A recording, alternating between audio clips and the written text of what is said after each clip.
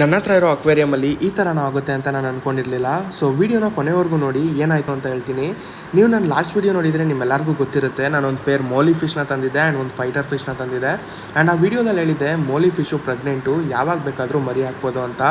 And ಅದೇ ಇವಾಗ ಆಗಿರೋದು. ಈ ಒಂದು ಮೋಲಿ ಫಿಶು ಟ್ಯಾಂಕ್ ಒಳಗಡೆ ಮರಿ ಹಾಕಿದೆ. ಬರೀ ಮೋಲಿ ಫಿಶ್ ಅಲ್ಲ, ಜೊತೆಗೆ ನನ್ನ ಹತ್ರ ಇದ್ದ ಲಾರ್ಜ್ ಪ್ಲಾಟಿ ಫಿಶ್ ಕೂಡ ಮರಿ ಹಾಕಿದೆ. ಆ್ಯಂಡ್ ಎಲ್ಲ ಮರಿಗಳು ಉಳ್ಕೊಳ್ಳೋದಕ್ಕೆ ಕಾರಣ ಮೇ ಬಿ ಈ ಒಂದು ಗ್ರಾವಲ್ಸ್ ಆಗಿರ್ಬೋದು. ಬಿಕಾಸ್ ತುಂಬಾ ಐಡಿಂಗ್ ಸ್ಪೇಸ್ ಪ್ರೊವೈಡ್ ಮಾಡಿತ್ತು ಈ ಮರಿಗಳಿಗೆ. ನಾನು ಅಕ್ವೇರಿಯಮ್ನ ನೋಡಿದಾಗ ನನಗೆ ಬರೀ 2 ರಿಂದ 3 ಅಷ್ಟೇ ಫ್ರೈಸ್ ಕಾಣಿಸಿದ್ದು.